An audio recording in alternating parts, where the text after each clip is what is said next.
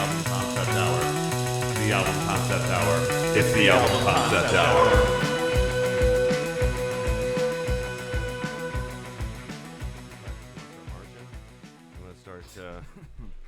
I'm gonna start down the parade of the Black Parade. I'm ready to march. All right. Parade. So welcome to the album concept hour, everybody. If you couldn't tell by our banter, this week we are doing My Chemical Romance's emo epic, The Black Parade. And this week's pick is Scott's pick, Scott Westley. Oh, why don't I introduce us? My name is Brad LeBaron. To my left, we have Scott Westley. And then we have John Griffith. And then we have Jon Acker. Yep, and we have our first caller calling in right now, but I think that we're gonna have to Caller number one. have to pass on that.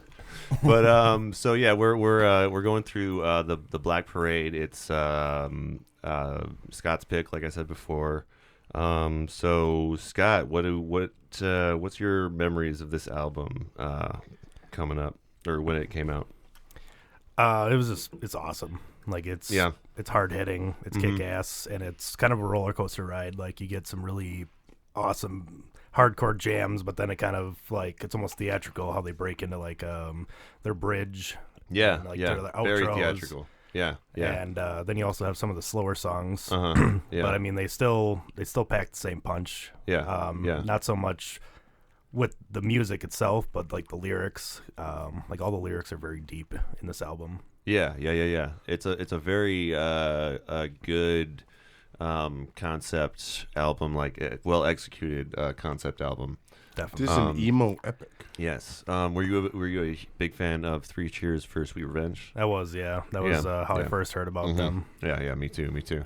I was at just the right age when this was coming out. I was like a junior or something when Three Cheers came out. Oh yeah. It was fucking like that entire summer was just ruled by My Chemical Romance. Oh yeah. Yeah. I'm Not Okay is one of those that you can just like crank any time of the day. And just gets you hyped up. Yeah.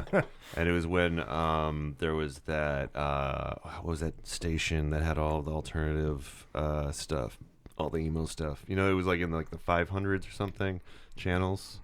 Talking about cable? like cable. Yeah. It was cable. It was cable. Oh, yeah. Yeah. But Those music stations. Yeah. I can't remember the They name still of it have right those. now. But There's a lot of them. That's how I learned to like we learned about a lot of those up and coming bands and saw the music videos and stuff that weren't being played on like mainstream radio Not because Fuse. It's Fuse. Yeah. That's what I think. Oh love shit, Fuse. Fuse. They Fuse is still very relevant, by the way. kinda They did do an a lot of cool stuff. They kind of did an MTV dive though, where they're kind of doing more movies and weird Well, because like they're, shows. Yeah. I don't think they'll ever be as big as they were when like emo was a thing. You know what I mean? This came out at a shaping point in our lives. You know, like this is a time when we're in the angst. We're like fucking. Like just as angsty as all the emo bands that are coming out. Yeah. Well, it was perfect You know? because it was in high school. You know, for Yeah, me, I was yeah. like a freshman. Yeah, me too. Yeah. You're right in that, like, okay, now I gotta get through high school and be me, and Yeah, try to make friends. They and understood stuff. me. And that's Yeah, what it yeah. was. Like, Three Cheers was totally like a high school kind of like thing, you know. Yeah, it was, and I like that they weren't just an emo band. They like had their own theatrics. Like no one could really replicate what they did. Right. You know, like as much as they might like have liked it and wanted to. Like it's a very unique voice for this music period. Yeah, definitely. I mean, if you look at a lot of people in their top 5 albums, Yeah. you know, Yeah. this was in there. Yeah, for a definitely. lot of people of that time, Yeah. you know. And one of the things that I found while doing the research was really interesting is this. First of all, they were on Pure Volume and MySpace. So any old music listeners out there will recognize Pure Volume because that's where you got music before MySpace, before Spotify, before any of these newer things. Like this is how bands got their music out there. So yeah, they were one of those bands though, they would put up free downloads and you would consume them and blah blah blah. But like I kind of forgot where I was going with this rant. Remember when I'm Metallica? so excited that we're doing My Chemical Romance. Yeah, right. Remember when Metallica sued LimeWire for like releasing their music? For Yeah. Oh, yeah. Metallica's always big They babies. were being such a dicks. They were being such. Well, a dick It's like you're not making enough money as it is, so you gotta sue. Yep. Because it's not about the music for them; it's about that green. Oh yeah. Yeah. Fucking Lars. not the Fucking good, Lars. not the good green either. Yeah. But Anyways, But yeah, no, this was a really highly anticipated album. Like, I mean, because like the Three Cheers for Sweet Revenge went platinum. It was, definitely the first emo-ish band to go platinum. Oh, I remember what I was going to talk about. And one thing that was kind of interesting about them is that they didn't really like the title of emo, even though they were kind of in that camp. Right. But this was also, I mentioned Pure Volume in MySpace because this was also the time that like genres kind of blew up, and there was just like everyone was just making their own random obscure genre to like tag themselves with on like MySpace. And so like they have like all sorts of shit that they were categorized under, like alternative rock, punk, post-hardcore, punk rock, emo pop, hard rock, gothic rock, hardcore punk, emo, power pop. Like they've been. I mean, a lot of them make sense, though. A lot of them do no, make a sense. lot of them all could. They But- put aspects of all that into their song. Yeah. Well, like that's what I was talking about earlier with Yeah. the roller coasters. Yeah. Like that's them shining on all their genres. That's true. That's true. They do know. go, especially in this album, they go through a lot of genre changes. They're able to mix it Yeah. up really well, though. Like every Yeah. transition is like flawless. Yeah. Although I kind of feel like they could have called it all rock still, but I remember feeling like at the time like there's too many of these genres. Like, I mean, it Well, was it's crazy now. It was 2006, Yeah. so I mean, it's not like a far It's shot not- off of the 90s. They are rock, No, you no.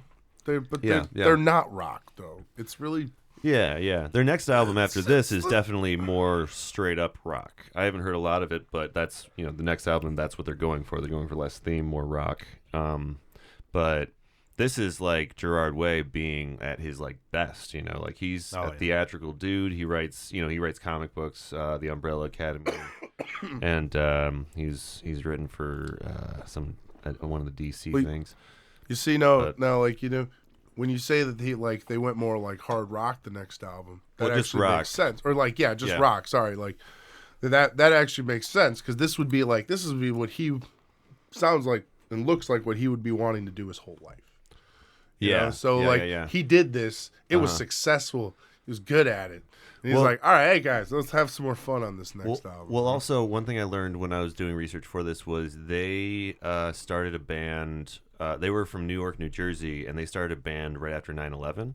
Like they were very close to it when it happened, and I don't know, I don't know why it mentions that, but in some way, 9/11 inspired them to get together to jam about this kind of morbid stuff.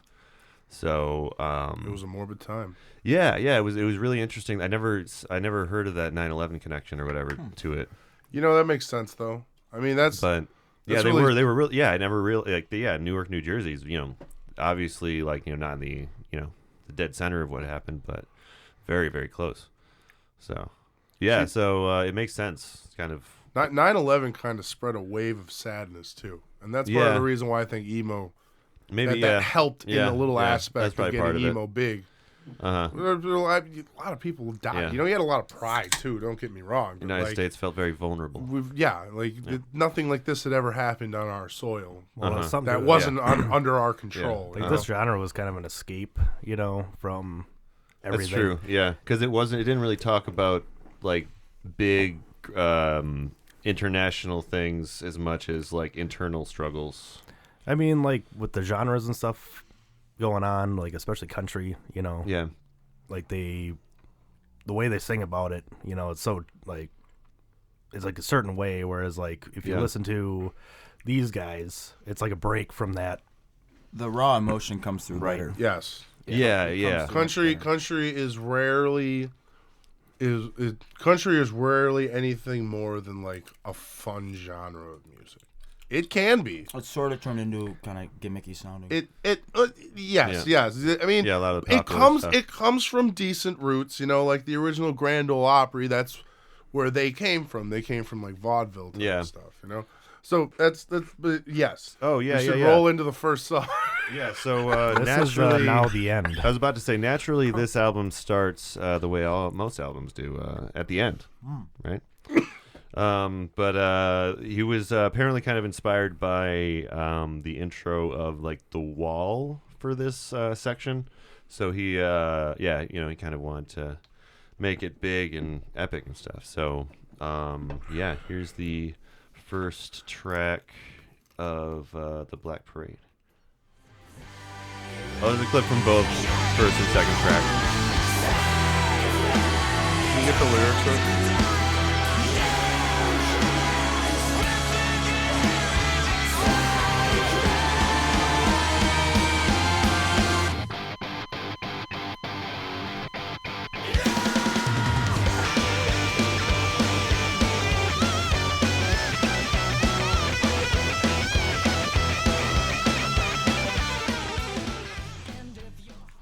I get a lot of circus vibes from that guitar solo.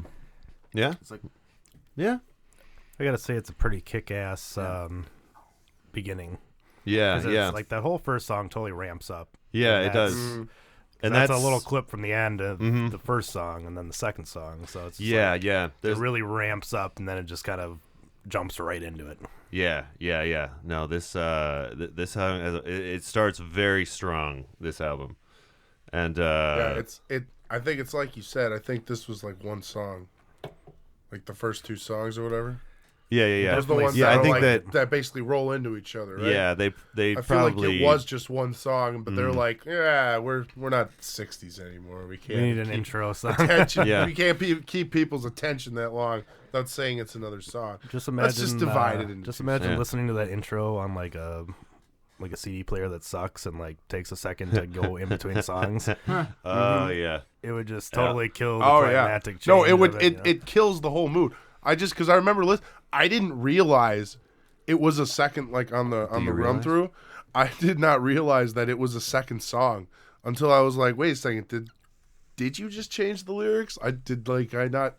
Yeah, it's seamless. Because it was such a and you transition. made me gave me a flashback to trying to get these songs onto like MP3 players, and sometimes your MP3 players wouldn't have the option to just have the seamless transitions, right? So it would always stop for a second, no matter what, you know. At this moment, our age is showing. I know this is our age shows the most in this episode, probably. Yep. I forget what I was actually going to say. I just wanted to talk quick about John for a second, though, before I forget. But so you're a lot younger than us, yeah. right?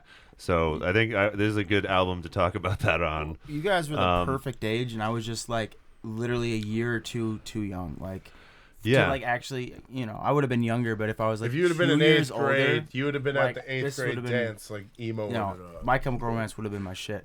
Yeah, but, I missed it just by a smidge. So what I wonder is like, were you like kind of an outsider in that sense in school? Like, was everyone else like, My Chemical Romance? What the hell?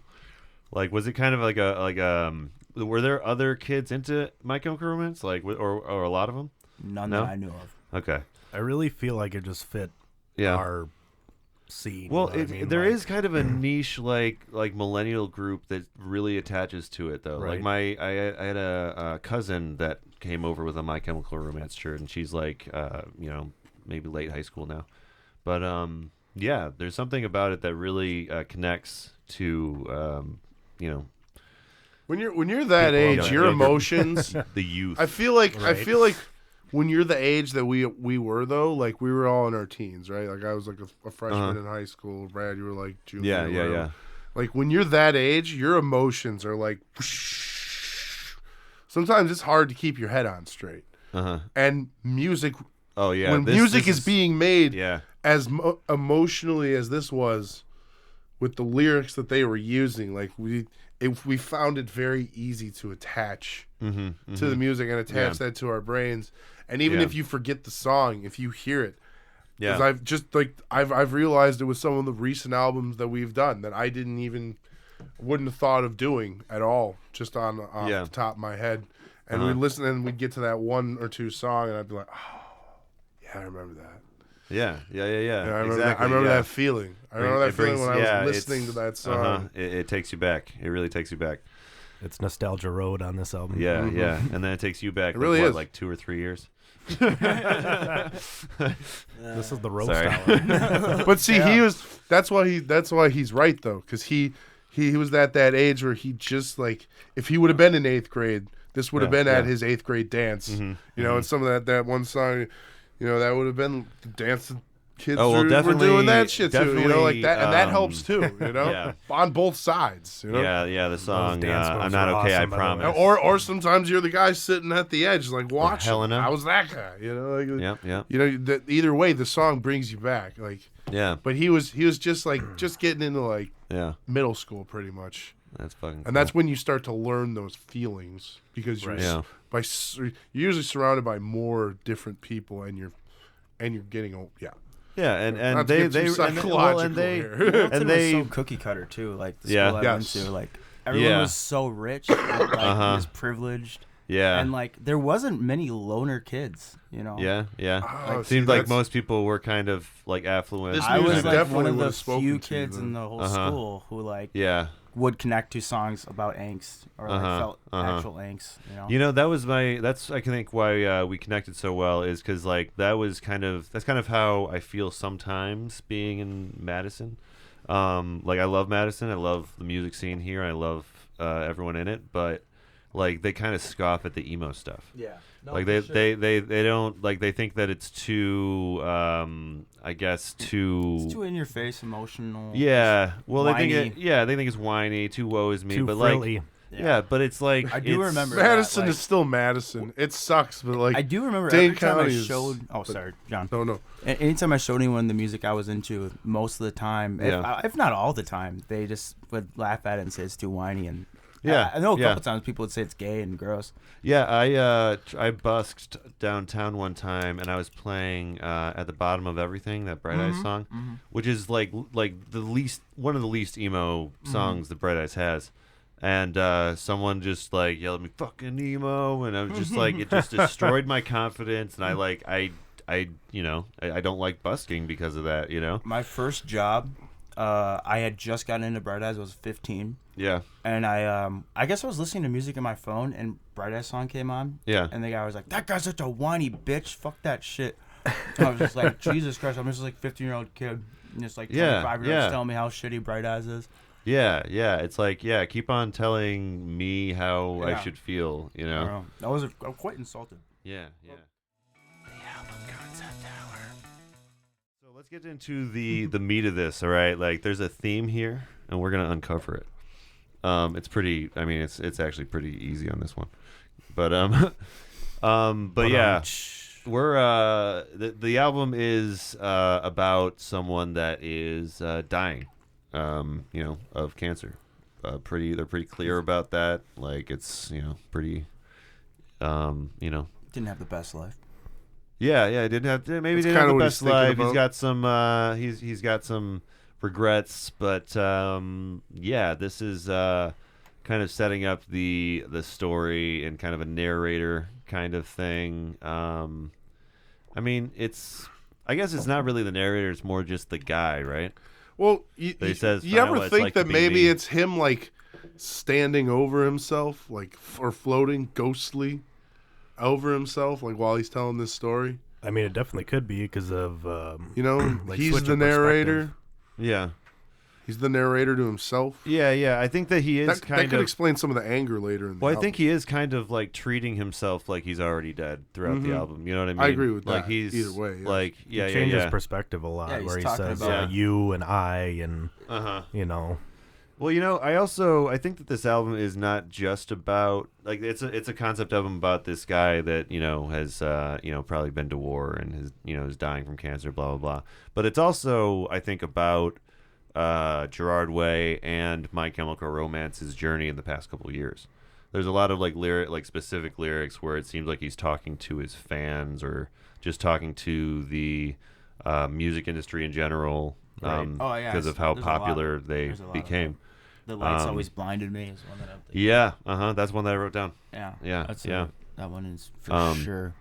So I think this is like also him like thinking about like how after like 3 Cheers and all of these for the touring, how much of a shell of a person that he felt like from all the media and all of the different, he was under the spotlight in a big way. I think this verse actually exemplifies that pretty good there. Yeah, right. Yeah, save me. Get me the hell out of here. Get me the hell out of here. Yep. So yeah, it's almost like he felt like it was like just too big of a burden or something, and this was his way of dealing with that, But yeah, they pretty much operate as one song, but then yeah, the second track, which is Dead, which was kind of when it really fucking ramps up with the guitar solo there. He's kind of doing the same, contemplating his life, wondering if he got what he deserved. It's pretty intense on that first chorus, how he's like, have you heard the news that you're dead? Yeah. No one ever had much nice to say. I think they never liked you anyway. Yeah. Like, that's kind of the indicator of his like rough life, that he's been going through. Yeah. It's like no one cares that he's dead, and he just feels like it doesn't really matter and shit. He's soulless now. See, this is definitely him on the bed. Yeah. Like that's what he's thinking in his own wants head to right die. now. Take me from the hospital bed, wouldn't it be Graham? Yeah, exactly. It's like he at this point in the album definitely like wants to be dead. Mm-hmm. He's just had it with all this shit, and he's maybe even taking cancer as a blessing in disguise. As some people do. And it's only dark. It's only the beginning of the album, and he's already done. Yeah. Well, that's what I love about him. He loves macabre stuff. That's probably why people that like the Misfit or War Misfits stuff that were also into MCR. I always thought that was bizarre when I was in high school because I was like the Misfits, and when I would hear Misfit stuff, I'd be like, this doesn't sound anything like this other stuff. Right. But like the content is, he's talking about like vampires and blood and fucking all sorts of. Oh no, he's definitely talking about blending into the darkness. Yeah, he loves that stuff. He loves dressing. He loves the makeup, putting on all the like dark makeup and stuff. I mean, he was the motherfucking king of that shit. Oh, of course. Yeah, undisputed king of emo kids. The emo king. Yes, the emo king. He could make his call today, and the emo kids would answer his call. Oh yeah, especially the OGs. They're touring again, so they might. That's happening. And so he must have had a love or someone he deeply loved who didn't love him back at the end of his life. Oh yeah, he's even gonna love her even when he's in heaven. Yeah, it is. He definitely feels unfulfilled. It feels like unfulfilled love. Yeah, he kind of references this same woman later in the album. Yeah. But yeah, he just kind of never. He says tongue-tied and squeamish, so he's like clearly like a kind of shy individual. He never really put himself out there, and he just I guess they don't really say that he went to war, do they? I don't remember. I don't think they actually say that he went to war in the lyrics, but like you just get the feeling from all of the context clues that maybe he went to war. What is love in life but war? I think they do mention somewhere in the album that this is a war, but I don't think they mean like the war. Okay, so he's talking about like life being like war. Life being a war. Yeah. Okay, yeah. I would agree with that. That makes sense. Yeah. But I don't know. It feels old timey in a way. Some of the stuff. He worked at a grocery store for 50 years. That's all that happened. What was the name of that game in Rick and Morty? You play the. Oh, you play the guy, and you can like Stan take him a whole different. Like, I think it was Stan. He made it like 47 years before he got like cancer and Rick died. Just tears up his security card, Social Security card. Anyway, let's see. They're talking about how much life that he might have to live, just maybe 2 weeks. And then the la la la's. This is the one where he's talking about suicide or whatever, and then there's la la la la's. That's maybe that's when something snaps in your brain a little bit. Right. La la la la la. It's not seeming so bad anymore. More like a walk through the flowers. Yeah, and this was I think I was mentioning earlier. But this is kind of like a very different ending of a song. Like this section of the song with the la la la's is like kind of shocking if you have been a fan of MCR up to that point, because like this is the happiest outro or chorus that they've ever put out up to this point. Because everything else, even if it sounds kind of happy, it's like, tinged with all of the sad elements that he's trying to put at the forefront. But I remember when I first heard this, I was like, what? I was very skeptical. I remember being very skeptical of this album. Like, I liked a few of the tracks, but like I don't think I liked it quite as much as the Three Cheers. Oh yeah. But I think that having listened to it later, it is a better album. It is very good. It's very well produced, and it flows so nice. And produced by the guy that produced American Idiot. If you're hearing any elements that of that, makes sense actually. Yeah. Because that's kind of like the way these two songs like merge so well. Really makes me think of like the big tracks from American Idiot. Yeah, it does. Some of them really roll right into each other. Yeah. Like what is that? They feel similar. But we should probably roll into another track. I think it's been a bit. So this is the third track, and the song is "This Is How I Disappear," and this one is they kind of get back into their style that you're used to from them.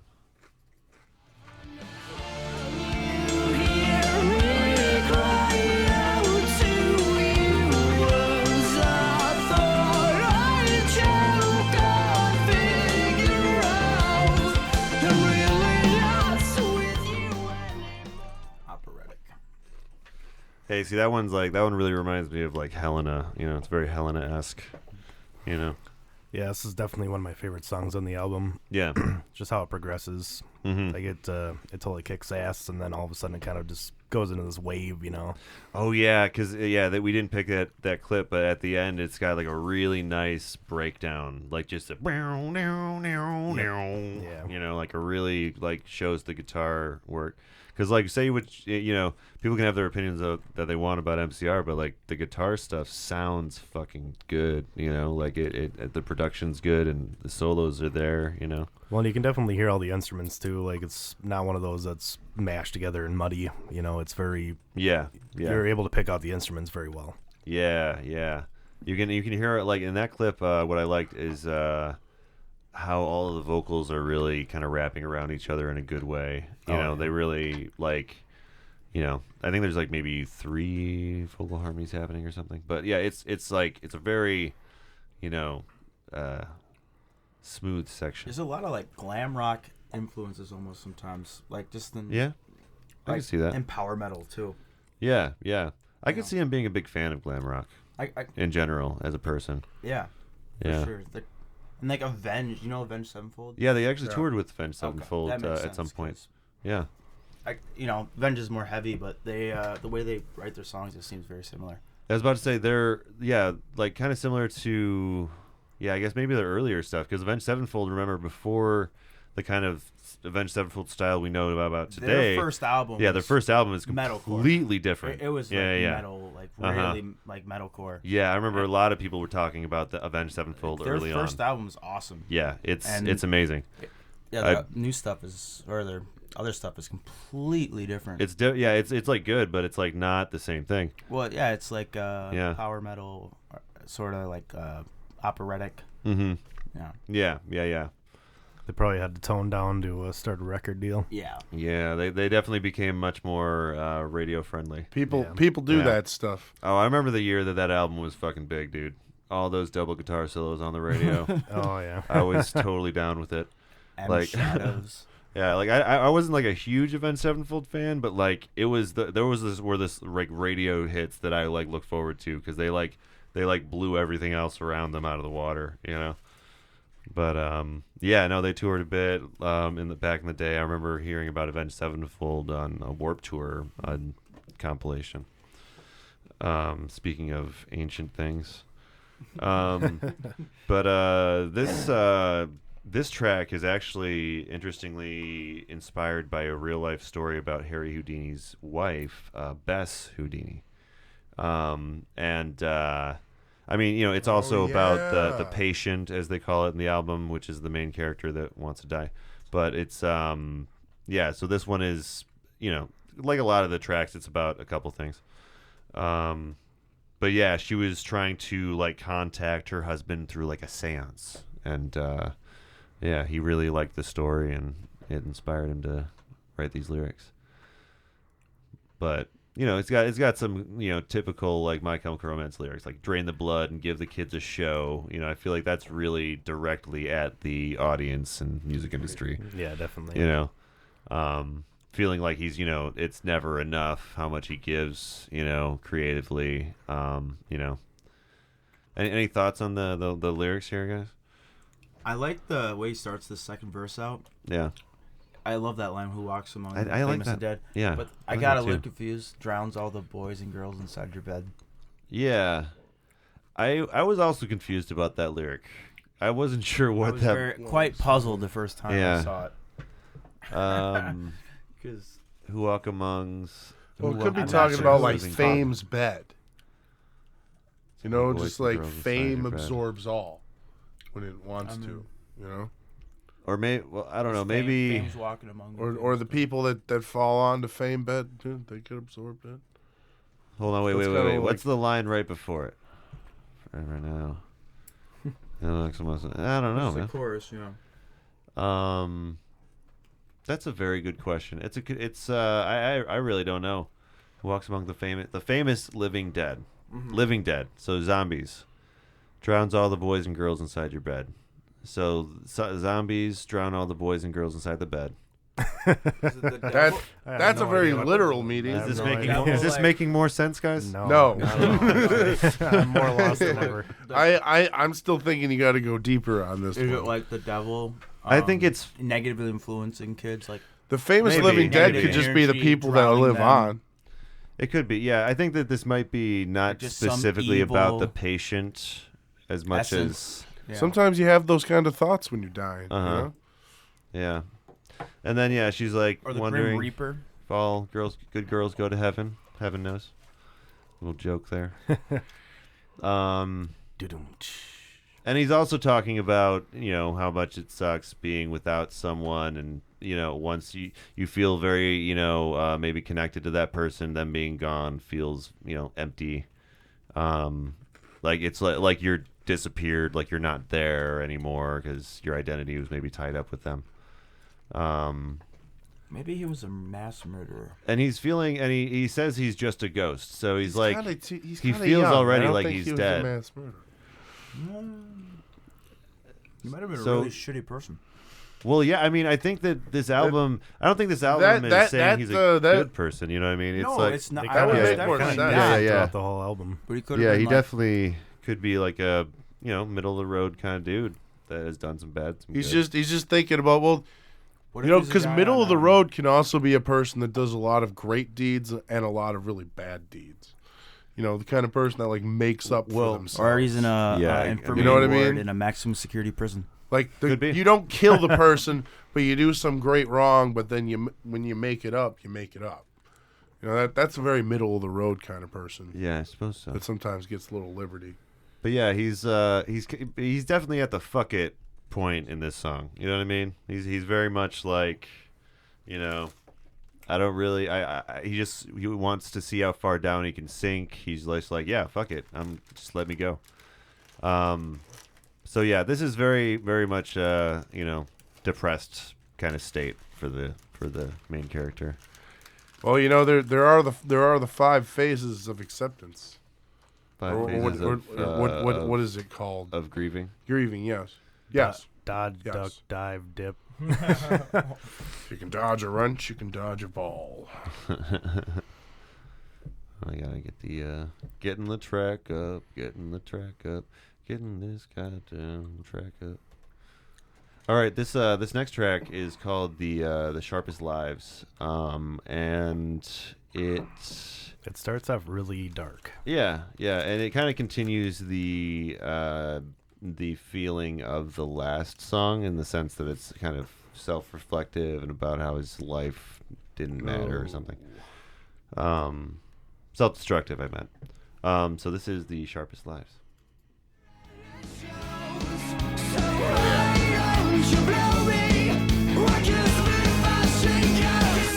To remember, and you can take all the pain away from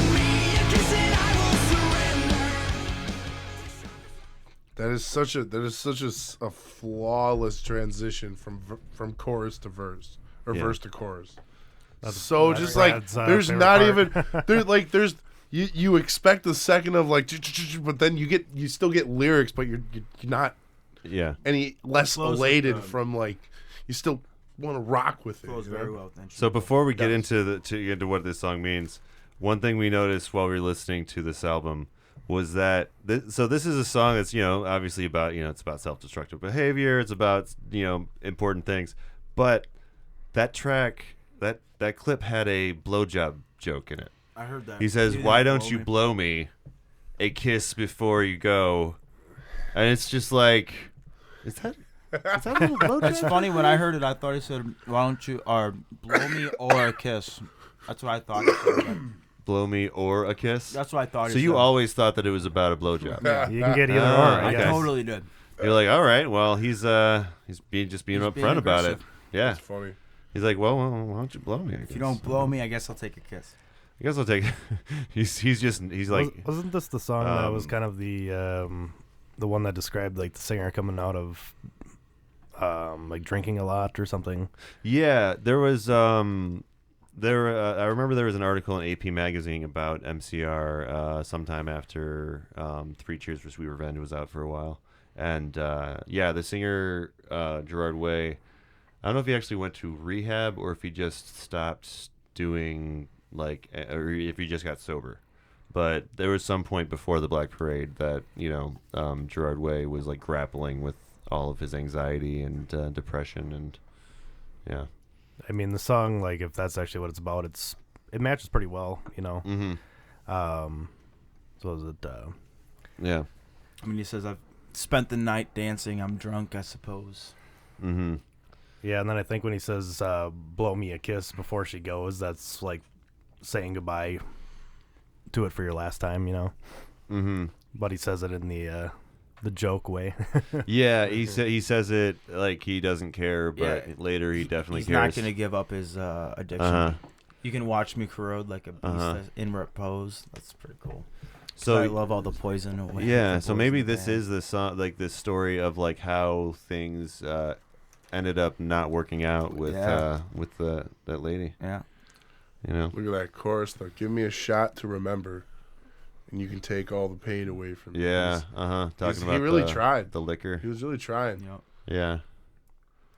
Although I don't quite get the sharpest lives are the deadliest. I was trying to figure that out just now. It seems like it just seems like kind of a edgy line. I mean, shit. I didn't mean, no pun intended. I think you're talking about a life where you're living on the blade, where you're like walking. Like, you're not I guess, falling from one side to the other. Like you're sharp walking like the line. Is he talking about like he's a razor? living a sharp life and he knows it and he wants it that way? Yeah. But Deadly also, life. before that, he says, "Your kiss and I'll surrender," which almost sounds like he's going to give up for her. That's you know what I mean. That actually makes sense. But then he contradicts that idea with the next line. Well, he doesn't really. He doesn't really. He's saying, "Your kiss and I will surrender." He's admitting that this life is really hard to leave, but he's also telling her, I like you so much that if you give me that kiss, I will give up that life of. I feel like he's talking about like I'll take the a step. kiss from the booze. You know what I mean? Okay. That could be. I feel like there isn't anybody involved except him. You could definitely talk about that because he says, "Give me a shot to remember, and you can take all the pain away from me. Yeah, your right. kiss, and I will surrender." Like that. That when you do a shot, it kind of kisses your lips. Mm-hmm. Yeah. Well, yeah. To juxtapose it from the previous line, that was maybe about her. Yeah. Yeah. To show, My Chemical Romance, right? The title of the band, named singer. Yeah.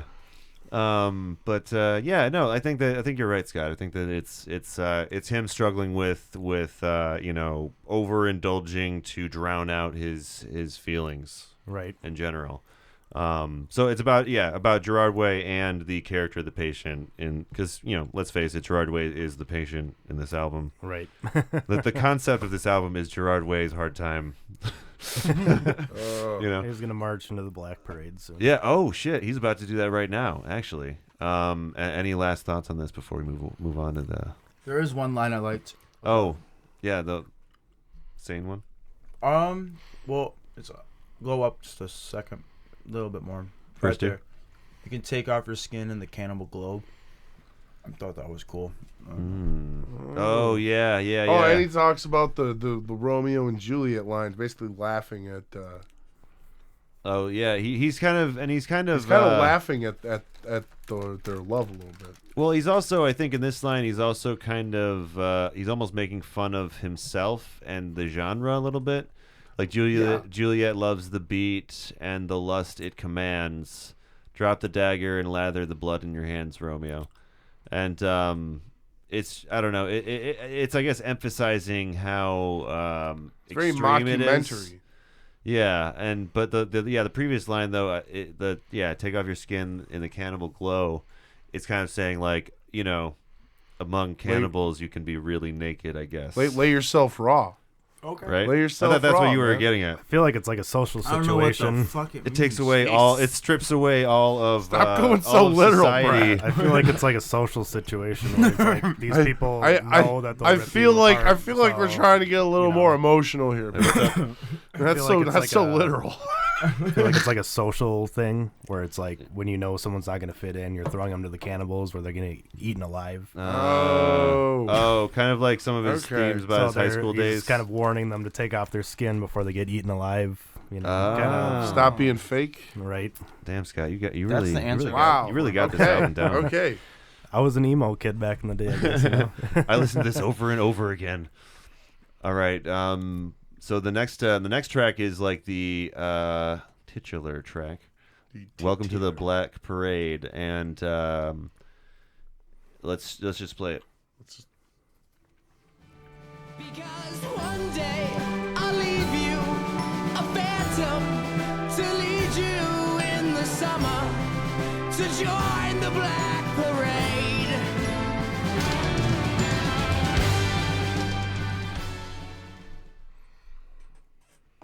Yeah, we had to cut off the solo. Sorry. Nice name drop though. Nice name drop. Yeah.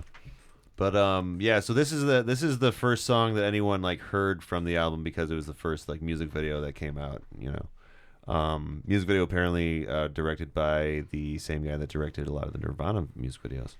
That's pretty cool. Yeah. I mean, You can kind of see it a little bit. That explains a lot of the realism in it. Yeah. It kind of looks like what heart-shaped box I think I'm thinking of. I don't even remember that video. But yeah, you know, it's a lot of bizarre stuff and like big sets and just it totally fits with My Chemical Romance's style that he would do that. But yeah, this is obviously the song that like made me think that maybe he was in a war because like it sounds like he's talking about war in general. Like the father is talking to his son. You know what I mean? But this is also music. Yeah. So I feel like that's what if he's thinking of himself as a child in this song, which is what the beginning feels like to me. I feel like that's when you're looking up and you're seeing what you saw, not necessarily because kids see what they see. You know what I mean? I feel like sometimes just life. Sometimes, that's what I'm saying. Like right. he's like, looking up and his dad's like looking down at him in this like. Yeah. What are you going to do? It's like that. Are you going to be the savior of they're kind of giving you the guidelines and the roadmap to life. You're innocent right now. Yeah. That's the Black Parade, you know. And it's kind of his dad being like, "Yo, dude, this shit sucks, but you gotta do it." You know.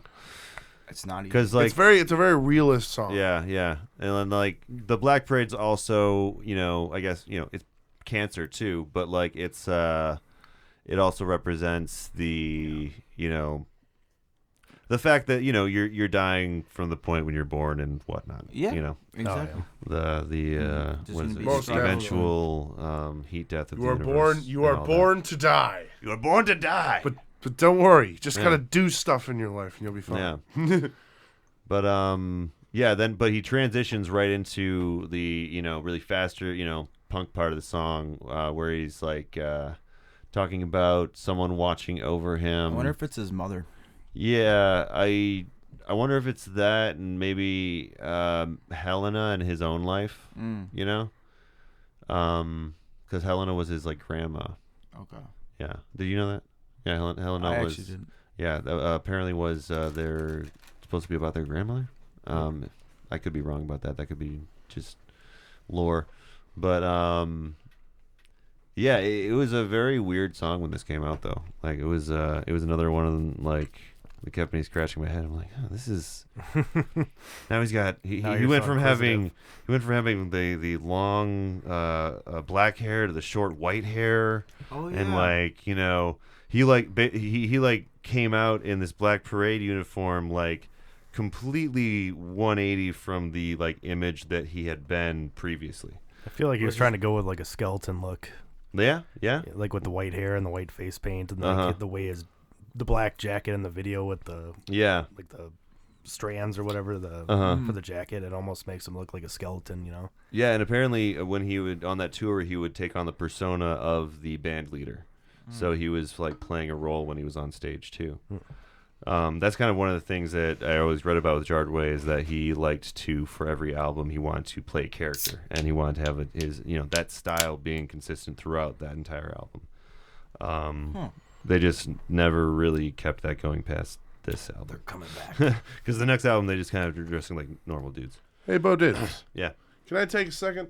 So, in absence of Dave not being here for the what is Dave drinking segment, yes. I was thinking we could do a what are we basic bitches drinking segment. What are we basic bitches drinking That today? is what we are. That's what we're doing here. I am drinking the cheapest of the cheap, Mr. Boston vodka. I guarantee mine's cheaper. Ooh, true story. True story. But yeah, that's. I'm drinking that with a little 7-Up here. You know, that's keeping me going. Johnny G, what you drinking? What are you drinking on? Pabst Blue. Oh Ribbon. yeah. Oh, the we PBR, got the PBR. the Classic. Blue Classic. Ribbon winner. And what about you, Keith Stone? I'm keeping it smooth, real smooth with Keystone Light. And I think I have the cheapest drink of all. I'm just drinking water. But I mean, you pay rent. You pay rent to have that water, so is it water really cheap? sucks? Water actually, sucks. good point. This is actually more expensive than the rest of these. Yeah. Good point. You might as well buy some beer. It's cheaper. Yeah, beer's cheaper than water, guys. You heard it here. Become an alcoholic because you heard us. Actually, that's what the original Pilgrims were. They came over here. They didn't trust river water. They boiled it into beer first. There was a lot of times in the U.S. history where they went way overboard with the alcohol. Absolutely. Honestly, there's almost you can almost understand why Prohibition happened, but we were really irresponsible with our liquor. It's a good thing we didn't have the technology we have now back then. A lot more accidents would have happened. Yeah. But anyways, this has been what we basic bitches have been drinking. This is what the tonight. basic bitches have been drinking. Not what Dave has been drinking, because that will be back probably next only time. the finest. I give all of his beers 5 stars. Yes. yeah, definitely.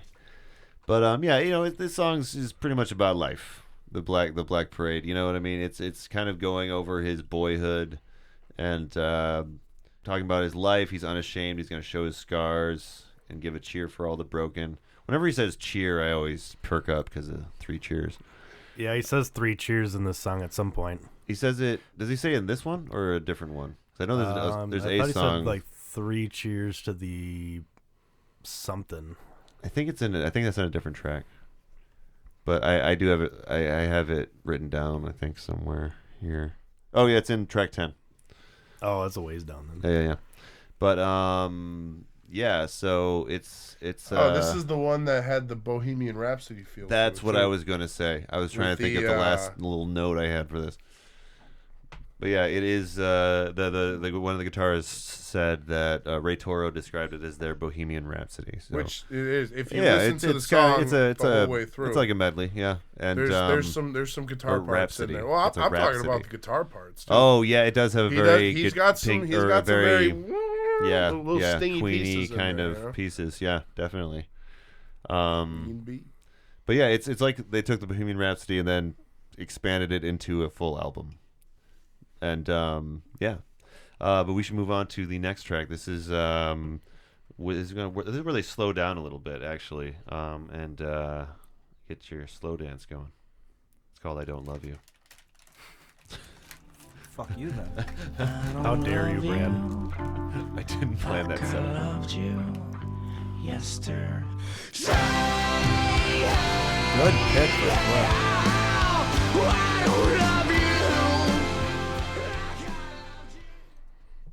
It's the Killers. I love that. It's like that line. It's like a kick in the face. You It know, is. like he already It said is. I don't love you like I used to, and now he's just like, boom. Yeah. Just Well, it's he one of the brings most it down, emotional. and then he just vocals. throat punches. you. Yeah. This is where he really he really shines with his vocals. Like that's why he was stood above the other bands. I think his vocals were so interesting. Oh yeah. Yeah. But yeah, this song is very intimate. It's very like compared to I think probably anything up to this point for this band. It's one of the more intimate. I feel songs. like he had a little more screamy to his voice, but it wasn't like overwhelming. Yeah, he more You know, like, he added it got at the into end of Yeah. that part. You know, It what was I mean? his. It was his. Like his finite moment, like the end of his statements was that. Yeah. You know, like and that's all he needed. Yeah, and like John G was saying, this is very much like a Killer's bit in this section. Like this, in fact, this song could be a Killer's song. Oh yeah, Easily. Yeah. Brandon you know? Flowers was behind all this. Yes, Brandon Flowers was banging his head against the wall, wishing he wrote this one. He's like, "Damn That it!" does happen. But yeah, it's an example, though, again, of the fact of how diverse this album is as far as the genres and kind of ways that they're playing. You know, this is like a ballad kind of love song, but it's about how sometimes you realize that the spark is gone. You know, you don't love someone like you loved them yesterday. It's a sad realization. Sometimes you just got to go your own way. Sometimes you gotta go your own way. You know, listen to episode. When you're secondhand 4. news, you got to go your own way. Yeah. But yeah, and I think that maybe this is about in the album. It's maybe about the maybe that old relationship. I guess again. I don't know. Oh, I hope it's go back up for a second. Yeah. Look at this. It was never released in the U.S., Yeah. where instead Teenagers was released instead. And that makes a lot of sense why this would be released internationally, whereas Teenagers would be released in the U.S. Huh. Was this? We're not on the more original? angsty. Huh. But yeah, it definitely it's different than some of the other tracks. It was quoted as a truly hair-raising power ballad by Pitchfork. Yeah. That's pretty intense. I wish that it got more attention back here. Honestly, I feel like it this would have album worked. itself is not appreciated enough. Like, from Yeah, I start think to that finish.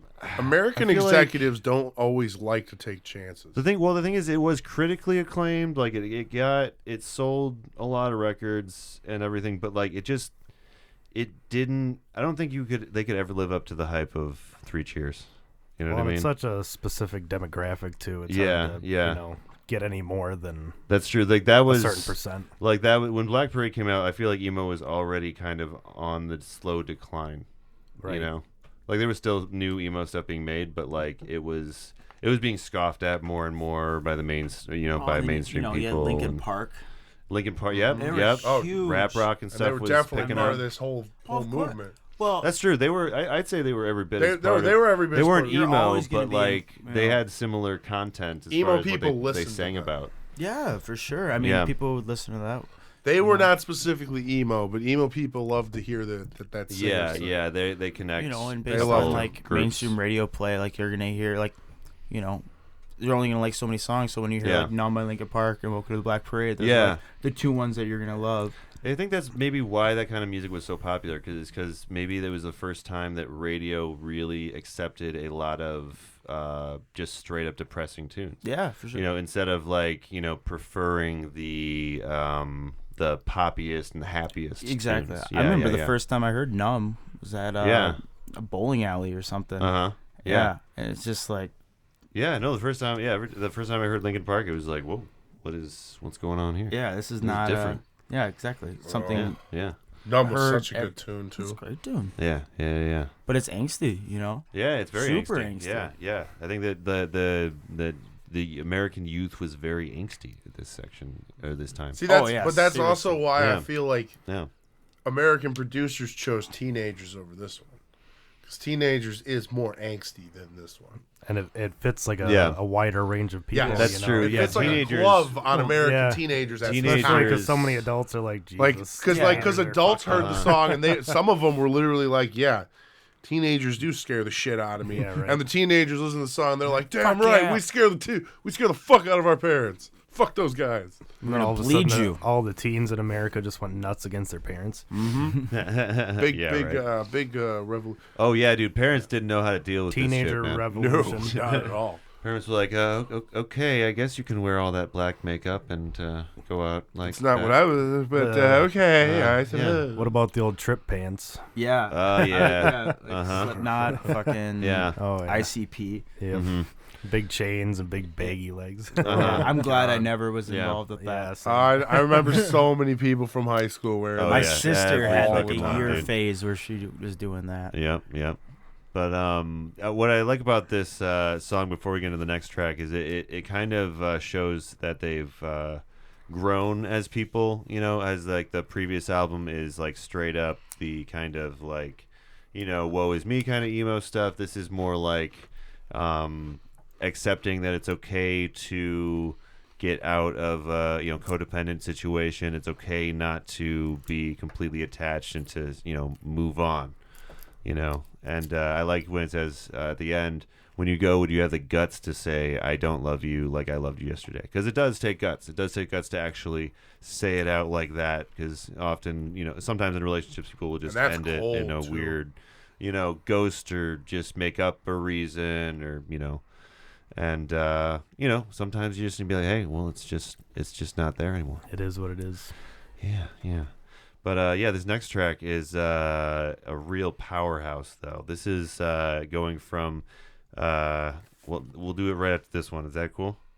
This is the 7. It's halfway through. I know. Okay, fine. Okay. We're going to stop right before this one. But stay tuned, everyone, for more of the album concept hour. The year is 2004, and Season 2 of Rolling Stone is about to begin. Please join us this season for what Long Island comedian and podcaster John Griffith calls a great name for a podcast, and if you come to kidnap me, I will fucking break you over my knee like Bane. Also, improv comedian James Adomian liked my status on Twitter, which is pretty neat. Just listen to Season 2 on Apple, Spotify, Stitcher, or wherever you listen to podcasts.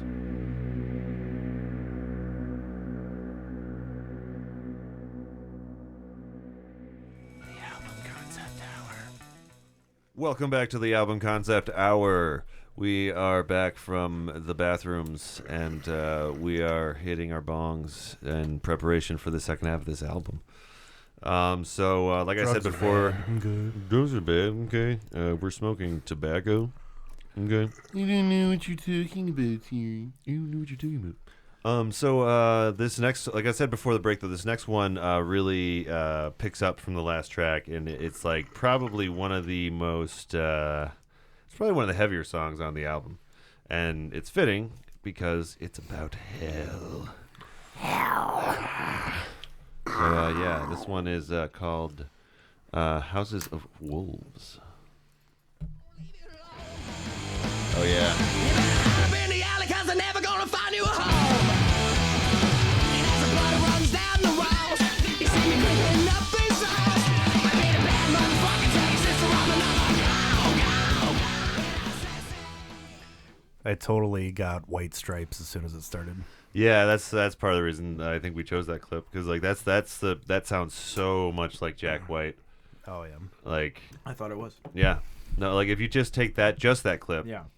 Yeah, that could easily be a white stripe part. And yeah, Jack White was super popular back at that point too. So, yeah, I'm sure there was a little bit of influence there. But yeah, no. So this one though is about what was his other band? Whose other band? Jack White. Oh, you're talking about the Raconteurs, right? I did not know that was him in that band singing. Oh, really? For the longest time. Yeah. That was his like super side project. Everyone loved the Raconteurs. Yeah, and then he was in. I feel like he's been in a handful of random group ups. But this is in this section. The patient's kind of like thinking of he's been contemplating his life, and he thinks that he's kind of done not much, and he believes that when he dies, he's going to hell, and because of all the sin that he's done. Typical. He's in an infirmary Christian guilt stuff. What? He's in a jail. He's in a jail. You think he's in a jail, hospital jail? He did some gnarly shit. Isn't this the one where it ends with "I sin" or "sin, I sin"? Yes. All the sin. I mean, look at that first verse, though. Yeah. Well, I said, "Hey, hallelujah! Well, come on, sing the praise, and let the Spirit come on through you. We got innocence for days." Yeah, dude. Maybe. I don't know. Maybe. But hey, that's what all kids believe. I can't tell if he's actually done something really, really bad, or if he just thinks that he's done something really bad. He's done something really bad. You know what I mean? Well, I think I'm gonna burn in hell. Everybody burn the house right down. Mm-hmm. Yeah. This man's a sociopath. He wants to go to hell. He wants to get what he deserves. He's young. He's thinking, "Why am I dying? What did I do?" And then every bad decision he's ever made. And it sounds like he's made bad decisions. I've had a trip. Regardless. I had a trip like that. I'm not saying he's killed anybody by Yeah. any means or done anything like super. I'm just saying, when you're that young and you're in that position and you think like that. When you put it that way, it really takes me back to my bad trip. Oh no. Yeah, no, because I've definitely had that kind of spiral into thinking that you're dead thing. You know what I mean? Ego death or whatnot. Yeah, no, that's a good way to describe that. But yeah, it ends with just him just spelling out sin over and over, saying sin, I sin. Speaking in tongues now. See, Yes. I think I feel oh wait, no, that that's just the because of the way yeah. I grew up with my dad. Like, I love the man to death, but he's hardcore Christian, So it's like, if I was ever in this phase, especially like younger in life, when there was decisions where I still didn't know if I would regret or not, because I just, you make decisions when you're 20 years old sometimes. Yeah. Do things For sure. And sometimes, when but you're like 20 years old, you just when make I decisions, in this time of my life, I can relate to like this song, and that like if I was that young and that I found out I had 2 weeks to live, there would be shit that I'd be thinking about, like, oh my god. Yeah. Just do heroin, you'll be fine. Yeah. I don't feel like Well, once I only got 2 weeks to live, there might be a lot of shit getting done. Yeah. You only got 2 weeks to live. What the fuck's the difference at that point? But yeah, he basically at this point doesn't care what people are telling him either. Like he went from kind of earlier in the album being, why should he? Well, he was kind of feeling sad about the fact that he didn't think that anyone, or he thought that everyone wanted him dead and everyone didn't care about the news and stuff. He cared about what people thought about him. Yeah, but at this point he's like, tell me I'm an angel, take it to my grave, tell me I'm a bad man, kick me like a stray. So he doesn't care what people are saying to him at this point. It's the stages of grief. He is in his own. It's called acceptance. Yeah, maybe. Yeah, yeah. Little bit. Yeah. He's like, just screw it, man. Like, I have 2 weeks to live. Yeah. Like, okay. Why should I care what anybody thinks of any of my decisions? My decisions are my own. But yeah, it's he's accepting things, and he's kind of moving on to, I guess, wanting to die at this point. A little bit. He's kind of looking at it in the negative way, and that's why he keeps saying SIN. He's going a little bit insane with his thinking, I think. I feel. Well, in the next track, he actually gets into the illness. So this is actually what gets into the with the real life thing that is inspiring all of the thoughts in this album. It's called Cancer. Is leaving you.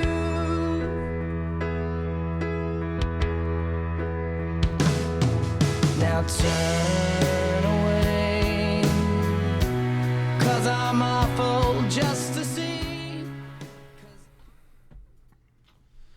I love that one. That song's very deep. Yeah, real like ballad. Tearjerker of the album. Yeah. But it's kind of him. Oh, let me get the. Is it almost like his relief? Kind of. Because he like realizes he's such a bad guy that when he realizes he has cancer, that he's kind of just like, that's what I deserved, I guess, you know. Again, you know, like well, he's kind of he's planning. not bringing He's planning up for anything his. awful. Well, he's planning for his death here, I think. But yeah, absolutely. Yeah, absolutely. Like he's like before he's like talking about how he wants to die. Here he's like literally this planning. This is true for acceptance it. of your death. Yeah, because he's starting to. Well, he's almost kind of showing that he does actually care, even though in the last song he says, "Call my Aunt Marie, help her gather all my things." So he's kind of like putting things in place, so that he's writing his will. Basically. Yeah, so that when he leaves, like he's facing the fact that he truly has to say goodbye to his family and friends, you know, and this is his last kind of. I like how he says goodbye by saying, "Baby, I'm just soggy from the chemo." Oh, that's a really that's a harsh that line, line's got man. so many meanings, though. It's got such weight to it, especially if you have anyone in your life that has gone through chemo, you know. Because there's a lot of meanings to soggy from chemo, from everything from very literal to very your mental brain type, just feeling like drugs, just the chemo, the radiation. Yeah, literally trying to kill the cells in your body, you know. But yeah, and it's the line that's the main line, because the hardest part of this is leaving you, is just a real tear-jerking line, because like it's just, you know, it's just saying that's like, the hardest thing from the perspective of a cancer patient, like the hardest part is the fact that they're leaving their family and friends, and they're gonna have to deal with that, you know. So I guess this is probably acceptance. This is more acceptance of that his life isn't completely. And you know, especially if you've worthless. been holding up the whole time, like confidence wise, that's what's really, really hard on cancer patients is when you find out it's terminal, and you're like, damn it. Yeah, I have been holding so strong for so many. Like what you feel like, especially positive, is so many helps people. Your chances. Yes, and it's like so you think that way, and then you get other people to think that way, and you. And then when you're told like something like this, like that can really make you like feel like, damn, I'm letting all these people down now. Yeah, I promised them I'd survive, and we don't all survive. Sometimes, and they talk about that we too. We all go to hell. I don't. Okay, we don't all go to hell. No, I'm just. No matter what. I get it. I get it. I know we don't know. I'm transitioning into. I know that's. I think that I just won't die ever. Here. I'm pretty much just immune to everything. Yeah, I mean, I've never died yet, so I believe that I'm immortal. So until I die, I'm or someone proves me otherwise. I think I'm gonna join Scientology. Yeah. Dude. Yeah, I've heard about that. We're gonna start our own cult. You guys want to move out to Cali? It's a fad. It's a fad. it's just a fad. Big fan. Huge fan. Big fan. Huge fan. All right. So now that he's kind of accepted and planned for his death, he's gonna talk to Mama. Mama. Call me your sweetheart. That maybe then sing you a song. But the shit that I've done with this rock of the gun, you would cry.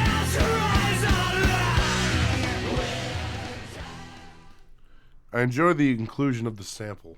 I wanted to pick Liza Minnelli. I wanted to pick that clip just because of all it's Liza Minnelli, so it's really kind of a cool thing, and it's kind of a circusy kind of section, like kind of reminded me of like Gogol Bordello, this song a lot, kind of that gypsy punk kind of feel. And a little bit Panic at the Disco too, because they do a lot of the circusy sound effects in the background. Is that what you call gypsy punk then? I've never heard it before. Yeah, so. well, it's the name of one of their albums, so okay, that's why I call it that. Yeah, Gogol Bordello is like probably definition. They're one of the few bands that would be called gypsy punk for sure, because they call themselves gypsies. Yeah, interesting. Yeah. Otherwise, I could see what you mean. It could be a racial thing, because some people do, like Borat is like a caricature of the, he would say stuff about gypsies or whatever. Anyway. Oh yeah. But yeah, what were you gonna say, John? Oh, nothing. No. Okay.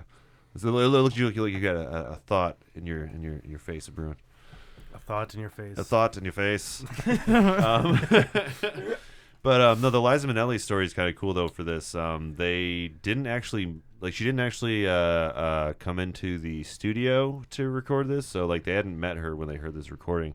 She was like in her own recording studio. So, but it was like an idea that either I think they might have had. Oh, so they this wasn't a actual sample. She recorded this for them. Yes, she recorded this. this. I was kind of okay. At a that different actually makes place. it more important to me. Yeah, I didn't know that. Yeah, there was a line that was spot on the record that I wanted to guest vocal and I wanted a voice to finally talk back to me. I wanted someone kind of motherly who was also a survivor who had been through a lot, but who was rooted in theater. So wow. Yeah, and the producer made a phone call and made it happen, and yeah, but she wasn't actually in the studio like next to her. Yeah. Sure. But she was happy to oblige. That's awesome. That's good. Yeah. It's great. Yeah. How much money did they pay her? Oh, so much money. $1 trillion. So much money. This is when they were on a record. This is when they were on a big record label. Yeah. Oh yeah. But yeah, it's a really good I guess change of pace from the last one, which is so somber. You know what I mean? This one's more fun and whimsical. But yeah, he's kind of come to acceptance for the fact that he's dying and planned for that. But like he's also kind of still the last track.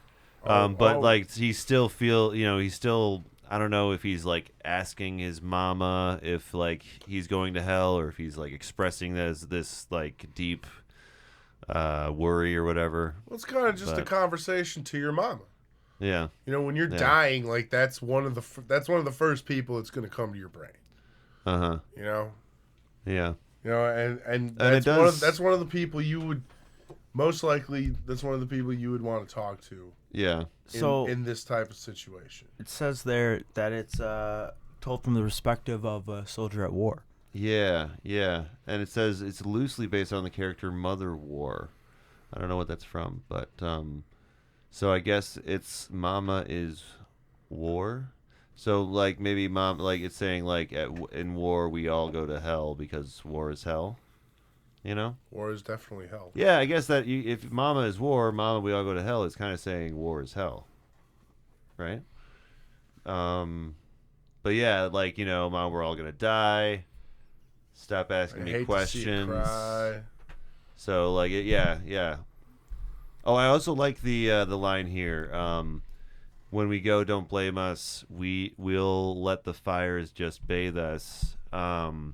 I feel like that's talking about the fires of war, but it's also I think maybe I'm not sure if it's intentional, but like kind of the we didn't start the fire kind of the song. It's kind of going on to that, like the soldiers like they're saying kind of like we're not the ones that started this, we're just bathed in it. I doubt it's intentional like that, but no, but it's kind of got the same. It's got a very similar meaning. Yeah, but you made it so famous, famous in death, I guess, in this sense. Mama, we're full of lies, we're meant for the flies. So this is all really an anti-war song, honestly.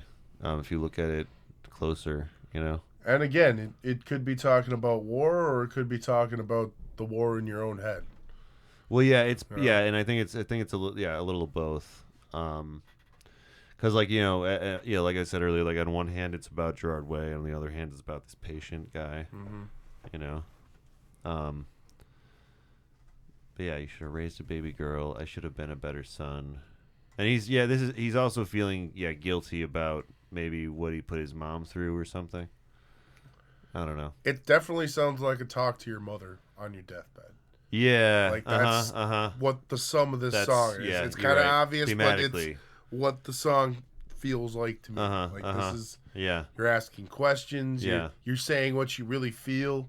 That's why you got that we're meant for the flies. Like when you're 19 years old, or around that age, whatever, and you're dying again.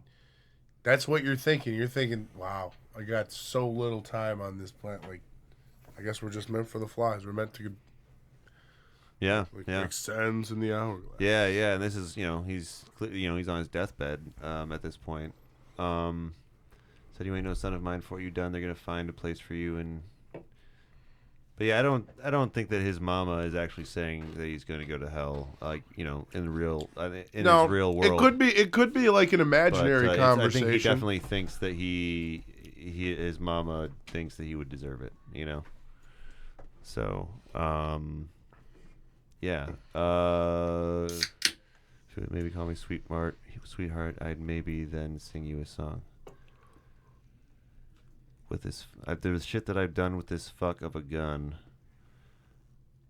Yeah. Another soldier reference. So that's maybe he was a soldier at some point. I don't know. Maybe this is like just not an important part of his life, but it's like a part of his life. I don't know. Somebody feels like he needs to express. Yeah. But yeah, we're damned after all, through fortune and flame will fall. But yeah, war is hell. It's not no fun at all. So raise your glass high, for tomorrow we die and return from the ashes you call. So yeah, it's a kind of a continuation of that last song about hell in a way, For sure. It feels very much like it. It's got, it's talking about a lot of similar things.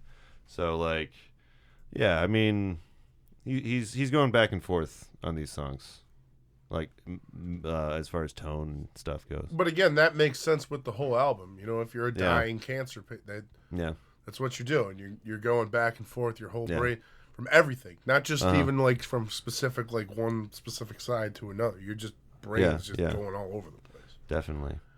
The next track is Sleep. So this is even, I guess, going further into his acceptance, where he's just kind of ready to kind of. Oh wait, hold on. I wonder if he ever considered euthanasia or asked for euthanasia. Well, I think he's probably pro. Go. I think he's probably pro euthanasia. If I were to guess. I'm very pro assisted suicide. Yeah, Doc. I'm down. I'm down with that.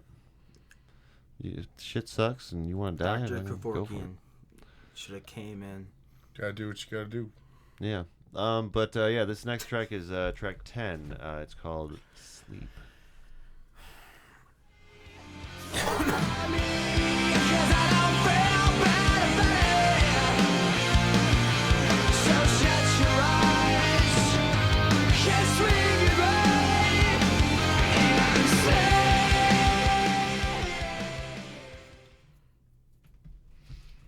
I think that's what Scott just went to go do.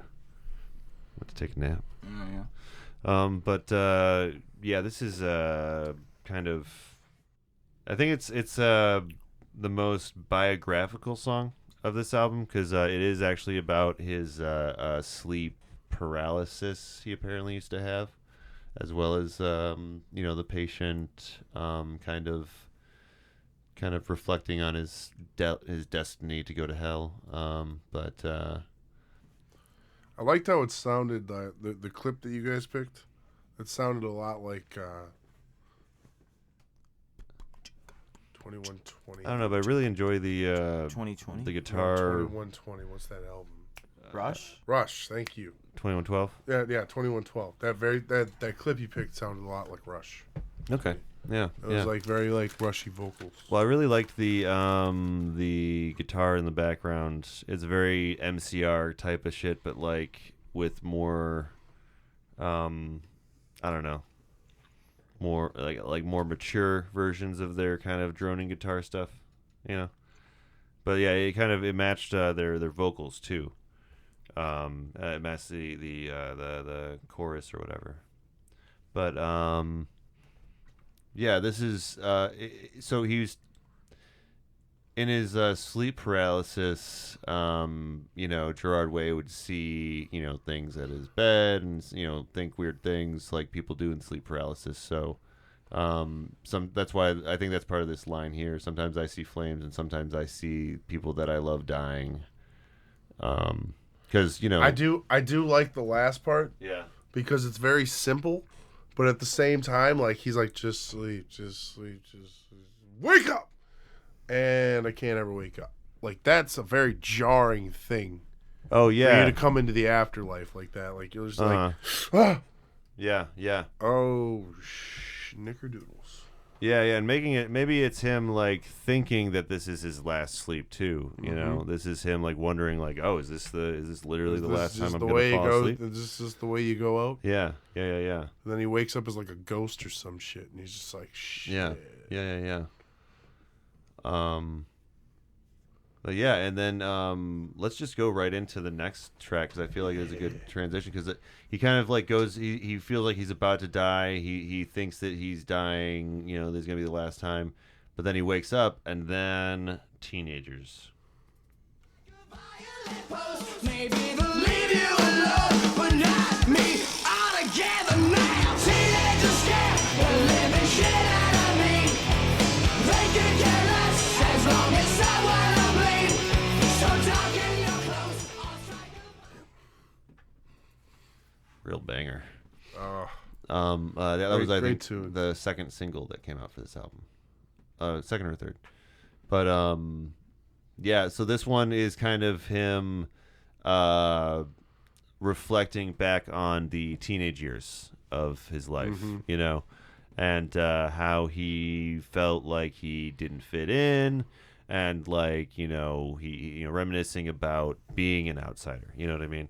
So yeah, this is kind of like I think him kind of taking a more positive a look back at his life than the previous songs, you know, like he's kind of just accepting that, like, oh, I was, I enjoyed rebelling. I was a shithead. I liked it. Well, yeah, and it was fun.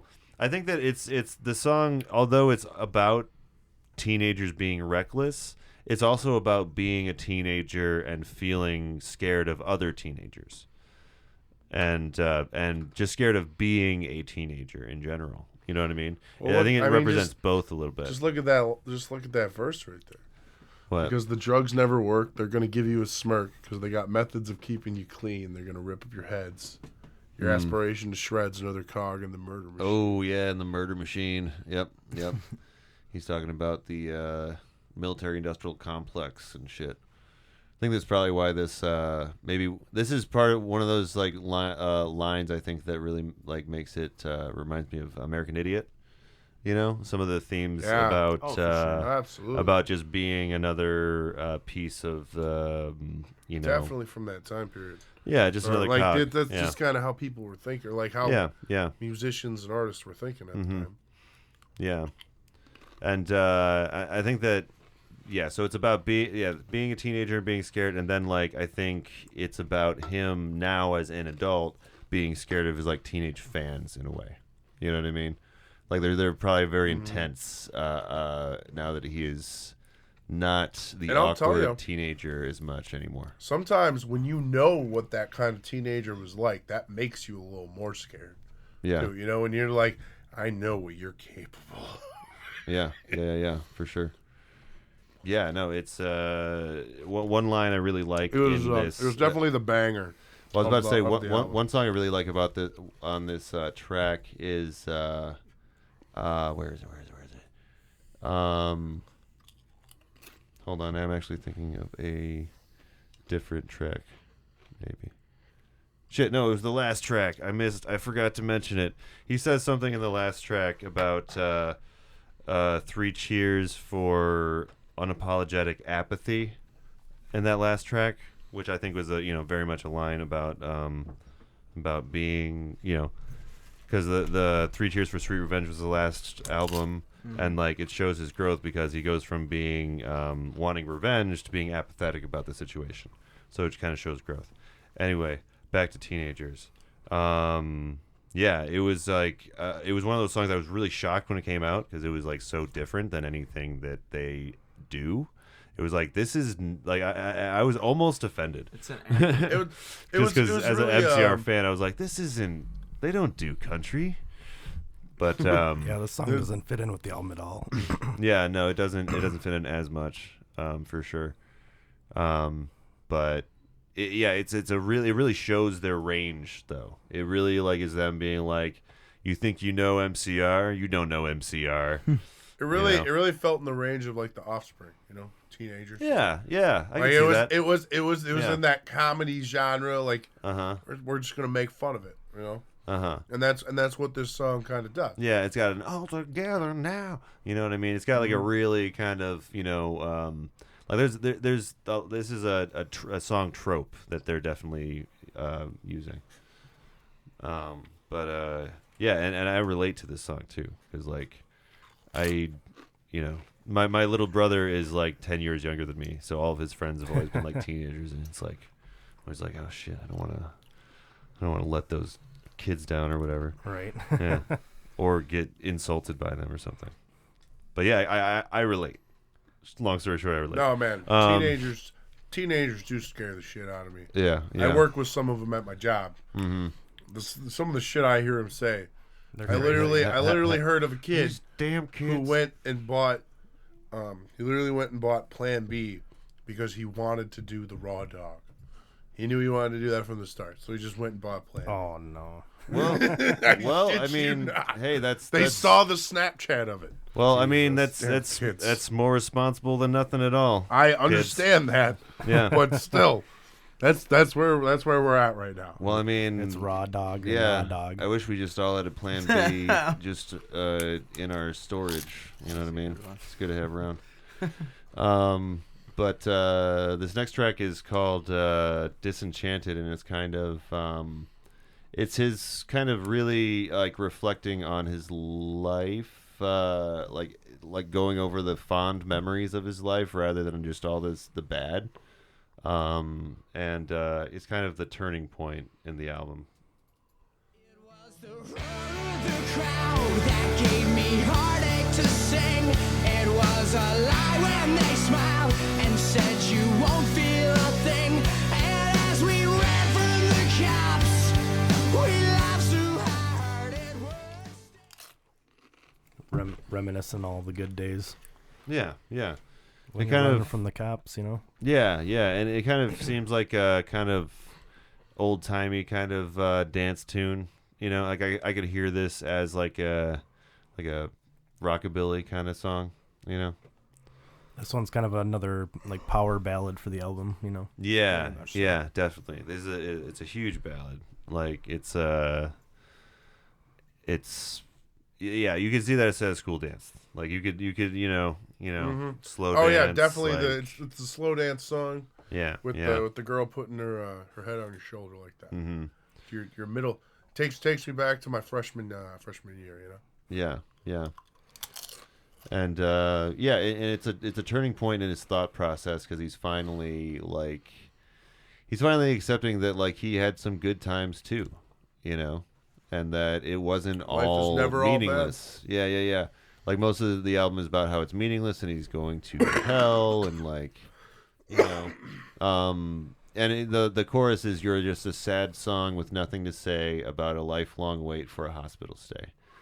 And I think that's kind of about, both about this character and about My Chemical Romance and his songwriting in general. Like I think that he's kind of addressing like, like sometimes it was just sad songs that don't, have anything deeper to talk about, and like just me waiting to die, and he's kind of. But I also feel like he's challenging himself in the rest of that chorus. Yeah, and if you think that I'm wrong, this never meant nothing to you. Don't lie to yourself. Yeah. Well, yeah, I think that's this line. This whole chorus is directly to the fans, to me. Because he's saying like. And if you don't agree that, that it was a sad song with nothing to say and whatever, like, then you didn't really understand me to begin with. You know what I mean? Like, he's saying, like, don't expect me to be sad forever. Like, I'm going to grow and change, like, because that's a thing that artists, like, struggle with. Like, if they have, like, especially start out with really, like, sad, angry stuff, Like the second they make stuff that's like any bit happier, everyone's like, "Yeah, what the fuck," you know. Like people don't realize that bands change over time. You know, they want to try other genres or influences, and people do something fresh. Well, some people are just they don't like change, so they get pissed. Well, yeah, Chester Bennington I think is a great example of how bad the fan response can be and what it can do to you as an artist. Yeah. Because like he was someone that like obviously was more into the lighter, poppier side of the music, like he seemed like he was trying to expand his vocal range and everything, but like everyone wanted them to just do the old Linkin Park thing. Right. And I think that he always struggled with that kind of identity stuff. I mean, a lot of lead singers, they change because they can't do it anymore. Yeah. It tears your throat apart, and some people really have to like go to the hospital or something to get stuff fixed. You can really see the evidence in like a lot of like some of the screamers from like the 70s and 80s. Mm-hmm. And if you hear them nowadays, you can really kind of hear that difference. Yeah, I remember screamo bands like all not the even time. just screamers. Well, no. I mean, in the '90s, early 2000s, there was like that was something that screamo bands would always talk about. Like they would be like, "Oh, you got to make sure to scream from your diaphragm and do it right, otherwise you won't be able to do it for more than like a tour." Yeah, that happened with Trivium, this metal band I like a lot. Oh, like he was all screamed out. Yeah, Matt Heafy, the lead singer. Yeah. He was doing it wrong on their first 2 albums. Yeah. Like super wrong. Yeah. Well, a lot of those like straight for the Adam's apple. Mm-hmm. Yeah. It burns you after a while. Yeah. Some of those screamo bands really, their sound was more from the throat than from their diaphragm. Yeah.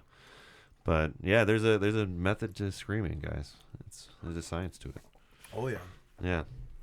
But yeah, so he's getting to the end of the album here. He's kind of accepting things, and he's kind of cool with it, He's kind of cool with everything. He's really just winding down. Yeah. The anxiety's going away. He's starting to relax about it. Yeah. He's getting away from the woe is me part of everything. Yeah. And then this next track is a really meaningful track to the band in general. But it's called "Famous Last Words." I am not afraid to keep on living. I am not afraid to walk this world alone. If you stay, you'll be forgiven. Nothing you can say can stop me. And so that one has this song has a really cool story, probably my favorite story from the lore of this album. And there was his brother Mikey Way, because this is the lead singer is Gerard Way, the bass player is Mikey Way, and he was apparently going to leave the band during the production of this, and he was just having like anxiety problems and like just struggling with the tour life and being in the spotlight and all that shit. And Gerard Way wrote this song, and when he came back to the studio and listened to it, like it was like really powerful and like made him want to keep going and continue with it. And it's just a great just brother to brother kind of story, it tugs at my heartstrings. But that's part of the reason I always love this band, is because like me and my brother were both into music, so like those brothers being really into music was always inspiring to me. That's how I am with my brother too. We've gone to Rockfest several years together, and we went to Sonic Boom and a bunch of other stuff. So it's cool. There's no one that really knows like your music, like your love of music, quite like your brother. You know what I mean? For sure. Yeah. I'm blessed to have the same relationship too. Yeah, exactly. Yeah. And if you're an older brother, you can hand it down. If you're a younger brother, you get like the stories from your. It's a great thing. Yeah, I remember showing my brother Metallica for the first time. Yeah. And sisters. My older sister showed me a lot of really great stuff, because I know Mel's gonna nail me on that one. Oh yeah. No, Mel, you taught me a lot of really, really good music. All right. Ashley, you did too. Yep. Yeah, we're not discounting you. Yeah, and it's such a beautiful fucking song. You know what I mean? It's such a positive, uplifting fucking way to end this album. that's all about being depressed and wanting to, wanting to go to hell and stuff. From the way the whole album was laid out, it's good. It's a good title. Last words. Famous last words on the album. Yeah. And last words from a man. Kill your friends. This is the last track, quote unquote, but there is a bonus track that comes after this.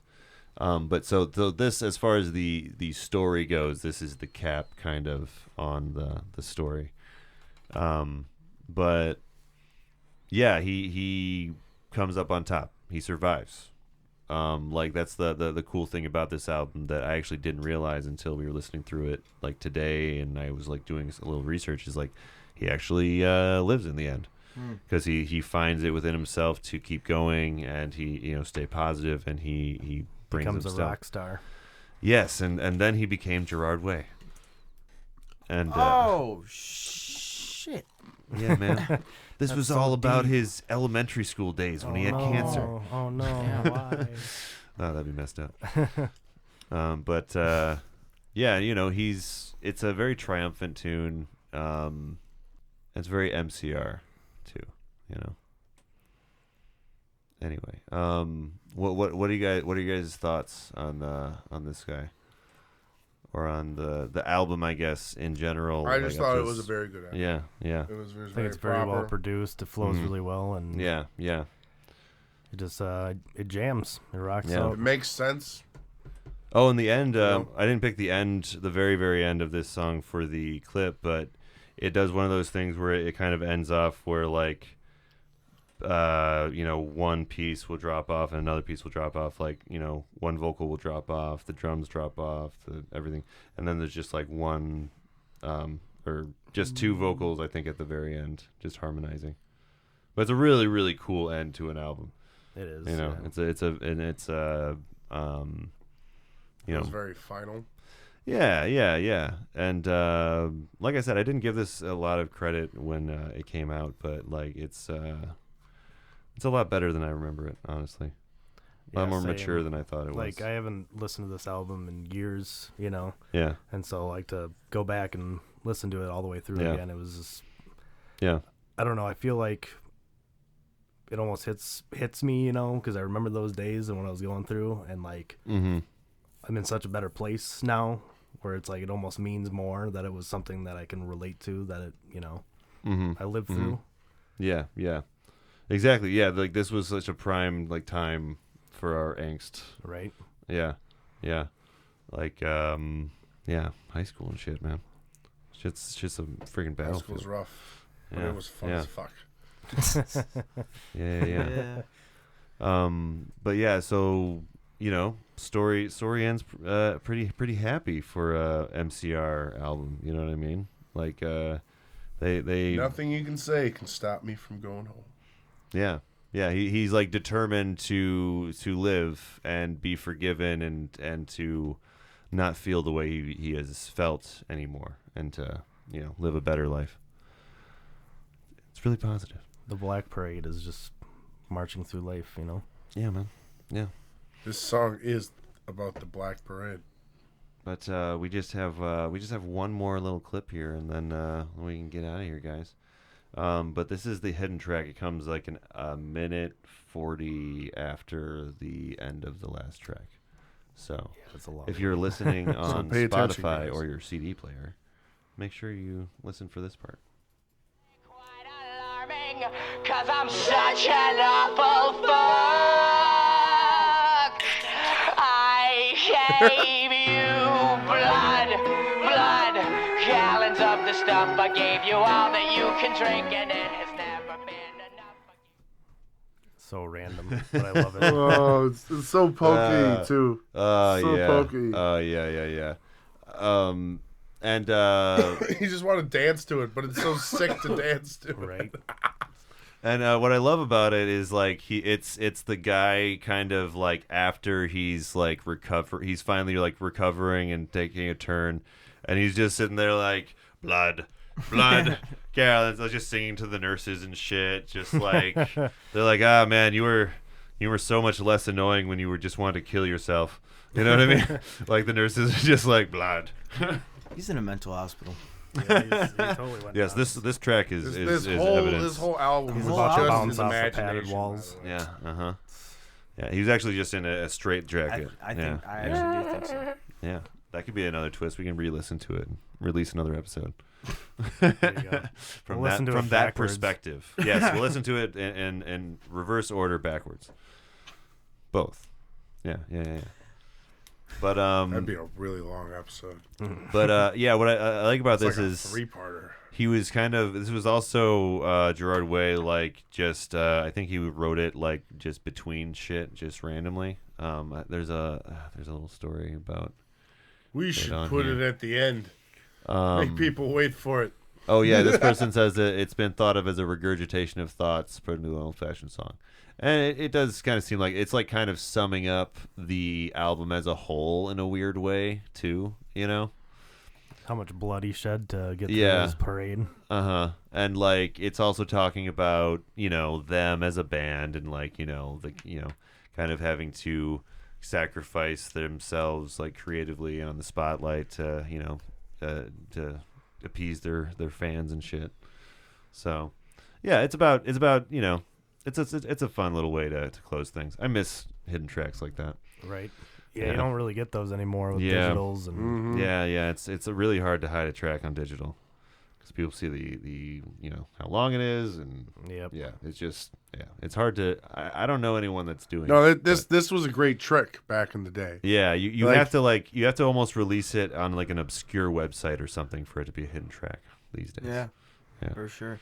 Yeah, but yeah, no, I'm really glad that we decided to do this album. This was a nice was little good. nostalgia fest good. for me. Yes, it was. Excellent. Yeah, and It was yeah, a lot of fun. The whole but- thing was. Before we go though, what have John? What have you been listening to lately? Okay. Well, so I don't really have any like bands to promote right now. I haven't really been listening to anything too much. Just keeping that Christmas music going. It is that time of year. See anything good on TV? But Frosty the Snowman, Rudolph the Red-Nosed Reindeer. Okay. But all right. Shout out to no, all Christmas stuff. Mary, go fuck yourself. But I'd like to give a plug, a shout out to my friend Jake Foster, who's on WORT. Oh, good call. And it's called Under the Covers. Yes, Correct. it's a great radio show called Great Under radio the Covers. show called Under the Covers. That we will actually be featured on a show. I'm not sure of the date. yeah, we don't know when. But I promise you, if you are paying attention, we will post it on our Facebook page or well, by the time Spotify page. We got places to put it. by the time this comes out, it might have already aired on the radio. I So, know, like, but people can always find yes, it. If we're in a weird time bubble here. It's true. It's true. Time But lapse. either way, I'd like to promote my friend's Yes. show. Yeah, and check out thank Under him. the Covers. I've heard it. I've actually heard the show. It's a great show. He plays covers, just random covers of different. Well, he's a DJ. Actually, Yeah. He's a really good guy too. But Yep. that's my shit. That's Hell what yeah. I got. What about you, John G? I've been listening to Supertramp. Supertramp. All right. Oh, all right. Breakfast in America. Yeah. Good stuff. Nice. Yeah, I'm nice. gonna go nice. see them. My dad's got me tickets to see them in Florida. They're probably like 70 years old now, but it should be fun. Tight. And Elvis Watch his little guys Depressedly, rock I've out. been listening to a lot. What? Elvis Depressedly. I don't know if you know who that is. Elvis Depressedly. Yeah, Is they're that a real name? What is Yeah. that? Elvis Depressed. they're kind of like they're weird. It's They're like they're sad like Elvis depressed. music? yeah, well, yeah, they're Depressed like Elvis. they're like lo-fi, like emo from like 2010. Okay. Yeah, kind of the era of emo that I wasn't Yeah. really paying as much attention to. Yeah, Yeah. they're real good. I just got into them again, Yeah. so Okay. we listen Nice. to that. Hell yeah. Yeah. What about you, Scott? Well, since we did the first listen through to pick clips on this, I been kind of on an emo kick. Oh yeah, So- yeah. Nice. Yeah, Nice. doing My Chemical Romance and Story of the Year, Yeah. Pierce the Veil, stuff like that. Nice. Yeah. Hell yeah. And as for me, I've been listening to a lot of Norma Jean, fucking getting into the first several albums of that again. It's a Christian metal band from back in the day. And I've been also listening to a lot of Sleep and Ohm via my roommate Luis. He's been on a real doom metal kick, so I've been hearing a ton of doom metal. Early November, too. I'm a fan. Oh, also Early November, they apparently inspired all emo bands ever to exist. And that's what I've been listening to. And as far as my plugs, I always got episodes coming out for Rolling Stone. If you haven't already, go check out the Christmas special. It was smashing good time. And the most recent episode's probably the New Year's episode, actually featuring Scott Westley here. So, oh yeah, P-Dog. Yeah, P-Dog over here is finally in the Rolling Stone cast, and it's canon. So, if you want to find out what happened that first night of Rolling Stone's adventures, you got to check out that episode. And, keep on checking out episodes from the Concept Hour podcast. We'll be making Spotify playlists. Hopefully those are already out by the time that you are hearing my voice. And you will be listening to the shit that we've been listening to. Stay tuned next week for Iron Maiden, Seventh Son of the Seventh Son. I almost forgot it. Which is Dave's pick, and that one is a lot of fun. So, you just have to ask yourself a simple question before you listen to that album. Can I play with madness? Thank you for listening to the Album Concept Hour, and we will see you next time.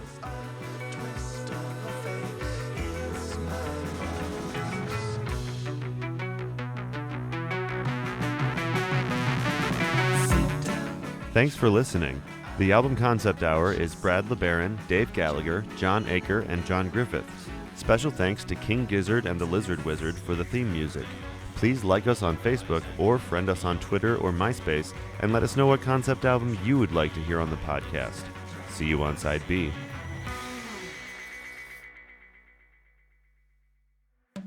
This has been a Revolver Audio production. Executive producer Brad LeBaron. For more podcasts, visit soundcloud.com/revolveraudio, or to support new content, visit ko-fi.com/revolveraudio.